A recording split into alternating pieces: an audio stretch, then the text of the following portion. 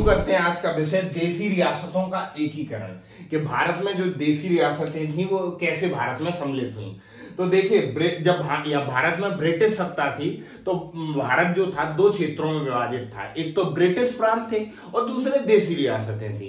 British प्रांत में जहां डायरेक्ट ब्रिटेन का शासन था, मतलब ब्रिटिश गवर्नर का शासन था, और देसी रियासत ऐसी जहां रजवाड़ों का शासन था। इनडायरेक्ट यहां पर भी ब्रिटिश प्रभु सत्ता थी, लेकिन राजाओं को कुछ शक्तियां थी। तो जब देसी रियासत की बात करते हैं तो जब 3 जून का प्लान आता है, स्वतंत्रता से संबंधित स्वतंत्रता शासन अधिनियम जो भारत का आता है, उसमें क्या कहा गया, या भारत विभाजन से संबंधित जो बात आती है तो उसमें क्या कहा गया, एक तो इंडिया बनेगा, भारत बनेगा, और एक मुस्लिम लीग के आधार पर पाकिस्तान बनेगा। अब बचा कौन? देसी रियासतें। तो देसी जो रियासतें थी उनको 3 ऑप्शन दिए गए। 3 ऑप्शन क्या क्या थे? या तो वो पाकिस्तान में सम्मिलित हो जाएं, या वो भारत में सम्मिलित हो जाए, या वो स्वतंत्र रह लें। ठीक है, 3 ऑप्शन दिए। तो होता क्या है, टोटल देसी रियासत लगभग रहती है 600।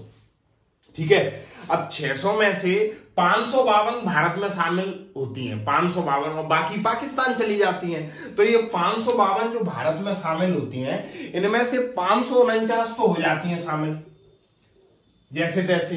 अब बचती हैं 3 रियासत जिनसे हमेशा क्वेश्चन भी पूछा जाता है, जो विवाद में रहती हैं। तो सबसे पहली रियासत होती है जम्मू कश्मीर। अब जम्मू कश्मीर की अपन बात कर लेते हैं थोड़ा सा, कि जम्मू कश्मीर क्या होता है, मुस्लिम बाहुल्य क्षेत्र होता है। यहाँ की 3/4 आबादी मुस्लिम होती है।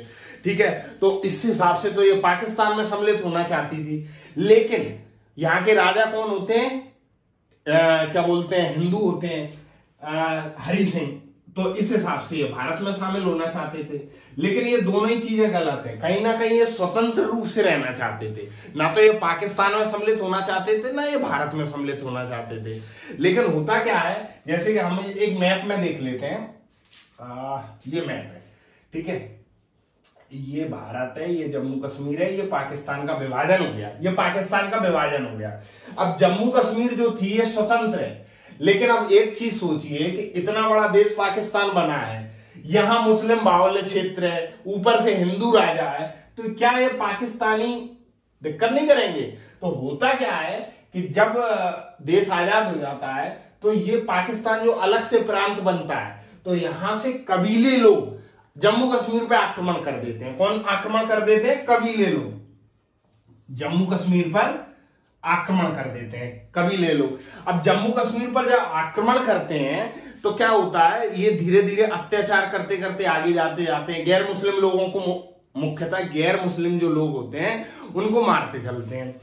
तो अब ये खबर कहां पहुंचती है? राजा हरि सिंह के पास, कि हरि सिंह साहब बोलते हैं कि साहब अब तो फंस गए, ऊपर से कबीलों की जो हिफाजत कर रही है, उनको हथियार दे रही है, वो पाकिस्तानी सेना दे रही है। वो तो चाह ही रही थी कि कश्मीर को हमें हमारे उसमें कर दो। तो अब बोलते हैं कि साहब हम फंस गए हैं, अब हमारी मदद करो। तो मदद जब करी जाती है तो इनसे क्या करवाया जाता है? विलय पत्र पर हस्ताक्षर करवाए जाते हैं।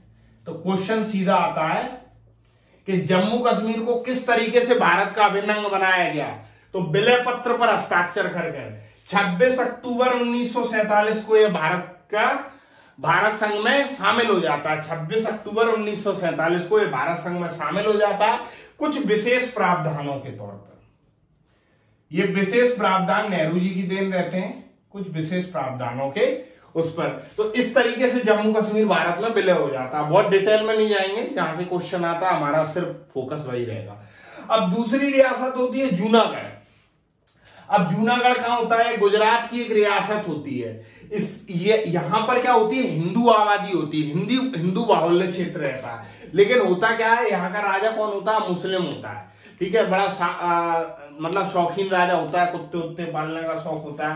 राजा कौन होता है? मुस्लिम। जूनागढ़ का राजा कौन होता है? मुस्लिम। अब ये क्या करते हैं, इनका मन होता है पाकिस्तान में सम्मिलित होने का। भाई इनका मन कहता है कि हम पाकिस्तान में सम्मिलित होंगे, लेकिन यहाँ की आबादी क्या होती है? हिंदू। अब हिंदू आबादी के साथ आप पाकिस्तान में कैसे सम्मिलित हो जाओगे? तो क्या होता है, पटेल साहब यहाँ पर पहले सोचते हैं कि सैन्य कार्रवाई कराई जाए। पटेल जी, सरदार वल्लभ भाई पटेल उस समय गृह मंत्री होते हैं, उन्हीं के अंदर ये विषय रहते हैं। तो चाहते हैं कि सैन्य कार्रवाई कराई जाए। लेकिन क्या होता है, सैन्य कार्रवाई का विरोध कौन कौन कर देता है, माउंटबेटन और नेहरू साहब। तो माउंटबेटन और नेहरू कहते हैं यार ये क्या मतलब है यार, तुम सैन्य कार्रवाई करवा रहे हो वहां की जनता के अधिकारों का हनन करके। तो माउंटबेटन को खुश करने के लिए वहां क्या कराया जाता है, जनमत संग्रह। कहां पर, जूनागढ़ में।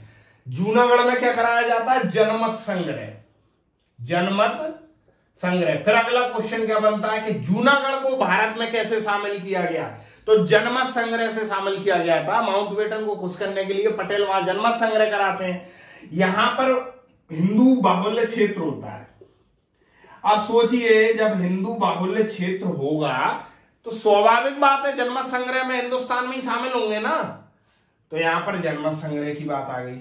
तो ये जूनागढ़ कब हो गया, 20 फरवरी 1948 को भारत संघ में शामिल हो जाता है। ये डेट याद रखना, पहले जम्मू कश्मीर शामिल होता है, फिर जूनागढ़ शामिल होता है। अब सबसे इंपोर्टेंट आता है हैदराबाद। अब साहब हैदराबाद की बात करें तो हैदराबाद क्या होता है, हैदराबाद की जो रियासत होती है वो संपन्न होती है। कैसी होती है, संपन्न होती है।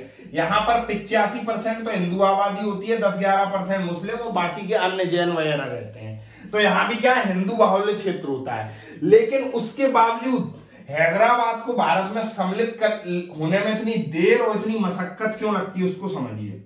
भले 85% क्या होती है, हिंदू आबादी, लेकिन होता क्या है, यहाँ के जो निजाम होता है, निजाम, ये यहां से संबंधित जितने भी पद है, उच्च पद है, जैसे मंत्री, संतरी, कलेक्टर, प्रशासन में जितने भी पद है, वो सब मुस्लिमों को दिए होते हैं। भले 85% हिंदू आबादी है, लेकिन पद किसे दिए गए हैं, मुस्लिमों को। और कहीं ना कहीं ये चाहता है कि यहाँ शरिया के हिसाब से कानून बनाया जाए और हम स्वतंत्र रहेंगे। साहब हम स्वतंत्र रहेंगे। अब कल्पना कीजिए आप कि जैसे ये मैप है, ये हैदराबाद है। अब हैदराबाद मतलब आज का हैदराबाद नहीं, उसमें मराठा प्रांत होता है, फिर उसमें कर्नाटक का क्षेत्र होता है, फिर उसमें कुछ आंध्रा का क्षेत्र होता है, बहुत बड़ा क्षेत्र होता है हैदराबाद। तो ये पूरी सबसे बड़ी रियासतों में से एक होती है हैदराबाद।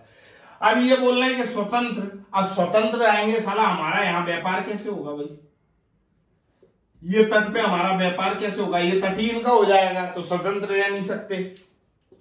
तो यहां पर कार्रवाई के लिए जैसी बात चलती है तो ये फिर क्या धमकियां देने लगते हैं, किसे, कि हम भारत को, कि हम पाकिस्तान में सम्मिलित हो जाएंगे। अब और कल्पना कीजिए कि ये रियासत इस पाकिस्तान में सम्मिलित होगी तो फिर तो देश के पता नहीं कितने टुकड़े हो जाएंगे। तो इस तरीके से ये ऐसी मांगे करने लगते हैं।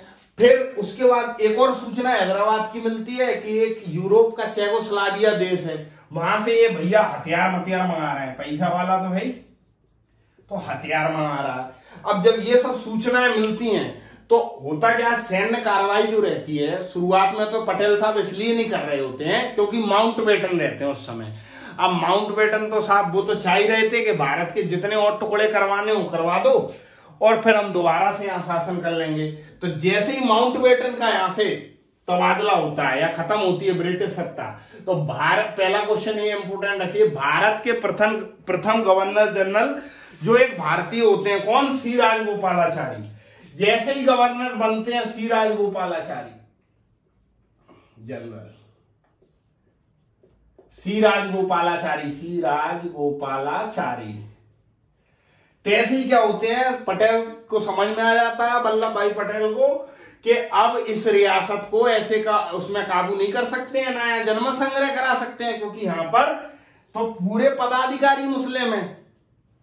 तो क्या किया जाता है, सैन्य कार्रवाई के द्वारा सेना भेजी जाती है। अब सेना तो भेजी जाती है, इसमें एक पॉइंट याद रखिए, मैं रिलेट करूंगा। हैदराबाद रियासत में सबसे ज्यादा पोलो के ग्राउंड होते हैं। कौन सी ग्राउंड, पोलो ग्राउंड। यहाँ का जो निजाम होता है वो पोलो का शौकीन होता है, इसलिए वहां पोलो ग्राउंड सबसे ज्यादा होते हैं। तो जब सेना भेजी जाती है और सेना और हैदराबाद की जो निजाम की सेना है, इनके बीच 4 दिनों तक क्या चलता है, संघर्ष चलता है। और संघर्ष कितना भी चला लो यार, भारत सरकार की सेना होगी और हैदराबाद की एक छोटी रियासत की, एक मतलब भले बड़ी रियासत है लेकिन पूरे देश की सेना, और इसमें अंतर होगा। तो ये 4 दिनों में यानी 108 घंटों में सरेंडर कर देते हैं। क्या कर देते हैं, सरेंडर। और सरेंडर करके 17 सितंबर 1948 को हैदराबाद को भारतीय संघ में मिला लिया जाता है और भारत का अभिन्न अंग बना लिया जाता है। अब ये पोलो ग्राउंड से मैं इसलिए बोल रहा था कि इस जब हैदराबाद पर सैन्य कार्रवाई की जाती है, एक क्वेश्चन और आएगा, सैन्य कार्रवाई से या पुलिस कार्रवाई से इसको शामिल किया जाता है हैदराबाद। तो जब कार्रवाई की जाती है तो इस ऑपरेशन का नाम रखा जाता है ऑपरेशन पोलो। ऑपरेशन पोलो। तो इस तरीके से ये तीनों जो रियासतों में सबसे ज्यादा मेहनत करनी पड़ती है, तो क्रमशः जम्मू कश्मीर 26 अक्टूबर 1947 को विलय पत्र पर हस्ताक्षर, जूनागढ़ जो कि गुजरात का एक राज्य होता है, ये यहाँ पर मुस्लिम शासक होता है, इसमें जन्म संग्रह जहां से जूनागढ़ जहां से जन्म संग्रह 20 फरवरी 1948 और हैदराबाद को पुलिस कार्रवाई 17 सितंबर 1948 को सैन्य कार्रवाई या पुलिस कार्रवाई के द्वारा ऑपरेशन पोलो के द्वारा 108 घंटों के संघर्ष के बाद भारतीय संघ में मिला लिया जाता है। इस संघ में मिलाने का सबसे महत्वपूर्ण योगदान पटेल साहब को रहता है, इसीलिए हमने उनकी सबसे ऊंची प्रतिमा स्टैचू ऑफ यूनिटी बनाई 182 फीट, और मेरे हिसाब से तो ये प्रतिमा कम से कम 1000 फीट 2000 फीट ऊंची होनी थी, क्योंकि भारत की एकता अखंडता में जो सबसे महत्वपूर्ण योगदान रहा वो सरदार पटेल साहब का रहा, जो इतनी बड़ी बड़ी रियासतों को भारत में शामिल करने में सफल रहे। तो इस तरीके से हम देशी रियासतों के एकीकरण को समझते हैं। और फिर तो जैसे देशी रियासतों का एकीकरण होता है, फिर भारत को जो है 4 श्रेणियों में बांट दिया जाता है, भारत के संपूर्ण क्षेत्र को 4 श्रेणियों में। तो श्रेणी ए, श्रेणी बी, श्रेणी सी और श्रेणी डी। श्रेणी ए में उन राज्यों को रखा जाता है जो सीधे ब्रिटिश प्रांत के होते हैं। श्रेणी ए में उन राज्यों को रखा जाता है जो ब्रिटिश प्रांत के होते हैं। इनमें कुछ महत्वपूर्ण राज्य हैं, ये देखते हैं हम, असम, बिहार, बंबई, मद्रास, मध्य प्रदेश, उड़ीसा, पंजाब, वेस्ट बंगाल, संयुक्त प्रांत को वर्तमान यूपी बोलते हैं, ठीक है। फिर श्रेणी बी, इसमें उन क्षेत्रों को रखा जाता है जो बड़ी रियासतें होती हैं, भारत की जो बड़ी रियासतें हैं उनको रखा जाता है। जैसे हैदराबाद हमने अभी देखा था, जम्मू कश्मीर, मध्य भारत, मैसूर की रियासत पेप्सू, ये पेप्सू जो है पूर्वी पंजाब और पटियाला रहता है। राजस्थान, सौराष्ट्र, महाराष्ट्र और गुजरात के कुछ हिस्से को सौराष्ट्र कहा गया। विंध्य प्रदेश और कोचीन, केरल को कोचीन कहा गया। फिर आती है श्रेणी 3 यानी श्रेणी सी। इसमें उन राज्यों को रखा जाता है जो, इनमें उन क्षेत्रों को रखा जाता है जो छोटी रियासत होती हैं, छोटी रियासत के क्षेत्रों को। अजमेर होती है, भोपाल रियासत, भोपाल इंपोर्टेंट है। दिल्ली याद रखना श्रेणी सी में रखी जाती है, दिल्ली देश की राजधानी है, तो क्वेश्चन कभी आ सकता है, ठीक है। हिमाचल प्रदेश, मणिपुर, त्रिपुरा, कच्छ, कुर्ग, कूच, बिलासपुर, तो ये श्रेणी सी। और श्रेणी डी में मुख्यतः द्वीप समूहों को रखा जाता है, अंडमान निकोबार, लक्षद्वीप और भारत जो अर्जित क्षेत्र होते हैं, भारत के अर्जित क्षेत्र, उनको रखा जाता है श्रेणी डी में। तो इस तरीके से हम देशी रियासतों के एकीकरण के साथ फिर उनको कैसे कैसे भारत की जो स्थिति होती है श्रेणी ए, बी, सी, डी में रखा जाता है। इसके बाद अगले लेक्चर में हम इनको पढ़ेंगे कि राज्यों का पुनर्गठन कैसे